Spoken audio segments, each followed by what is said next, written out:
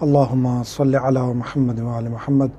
مومنین کرام، جس طرح آپ کو معلوم ہے کہ نماز کے احکام چل رہے ہیں تفصیل کے ساتھ، انشاءاللہ یہ سلسلہ جاری رہے گا۔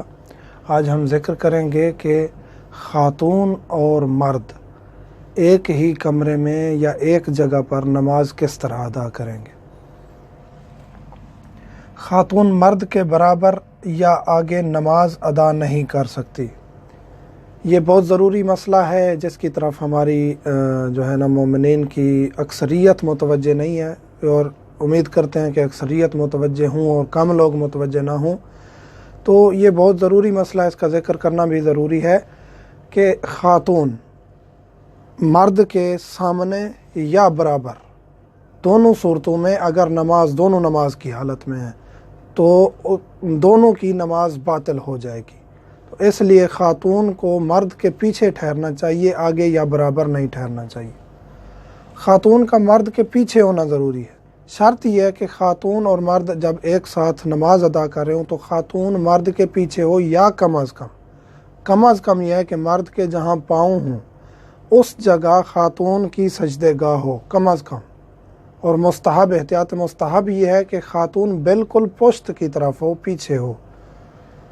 خاتون چاہے محرم ہو یا نہ محرم، کوئی بھی رشتہ ہو، خاتون چاہے بیوی ہے، ماں ہے، بہن ہے۔ لوگ کہتے ہیں ہماری تو بیوی ہے اس لیے ہمارے آگے اگر ٹھہر گئی ہے تو کوئی مسئلہ نہیں ہے، ایسی بات نہیں ہے، نماز باطل ہو جائے گی۔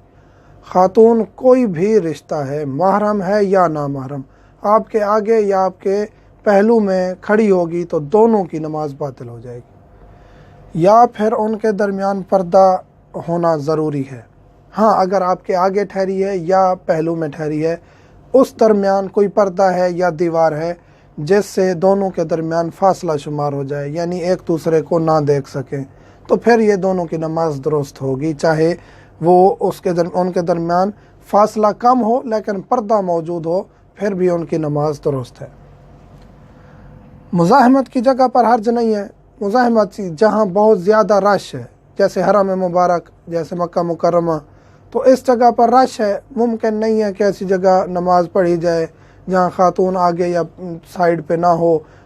اکثر ہوتا ہے کہ دو صفوں کے آگے یا مثلا 2-3 میٹر فاصلے پر خاتون نماز ادا کر رہی ہوتی ہے، تو اس صورت میں پھر آپ کی نماز جائز ہے، کیونکہ وہاں مجبوری ہے، رش کی وجہ سے ایسا کر سکتے ہیں۔ ایک اور اہم ترین مسئلہ یہ ہے کہ جس طرح مومنین زیارت پہ آتے ہیں، ان کو متوجہ کرانا چاہتا ہوں کہ معصوم علیہ السلام، ان کی قبر مبارک، ذریعہ مبارک کی طرف اگر ہم پشت کر کے ٹھہریں گے تو ہماری نماز باطل ہو جائے گی۔ یہ ذریعہ مبارک ہے، یہاں آپ ٹھہر گئے ہیں پشت کر کے، اور اس طرف قبلہ ہے، آپ قبلہ کی طرف رخ کر رہے ہیں لیکن آپ کی پشت ذریعہ مبارک کی طرف ہو گئی ہے، معصوم علیہ السلام کی، معصومین کی ذریعہ آپ کی پشت پہ آ گئی ہے، تو نماز آپ کی باطل ہو جائے گی۔ تو ہمیں کوشش کرنی چاہیے نماز اور غیر نماز میں ممکنہ طور پر معصومین علیہ السلام کی ذریعہ مبارک، قبر مبارک کی طرف جان بوجھ کر پشت نہیں کرنی چاہیے، اور نماز اگر جان بوجھ کر ایسے پڑھیں گے تو ہماری نماز باطل ہو جائے گی۔ اور یہ سوال زیادہ ہوتا ہے کہ پھر ہم بہت دور اگر ٹھہرے ہیں، ہاں اگر اس درمیان کوئی دروازہ آ گیا ہے، دروازہ بے شک کھلا ہوا ہے، آپ فاصلے پہ ٹھہرے ہیں، کافی فاصلہ ہو گیا ہے، تو پھر بھی آپ کی نماز درست ہے۔ یہ شمار نہ ہو کہ اس نے جان بوجھ کر پشت کی ہوئی ہے اور یہ ذریعہ ہے۔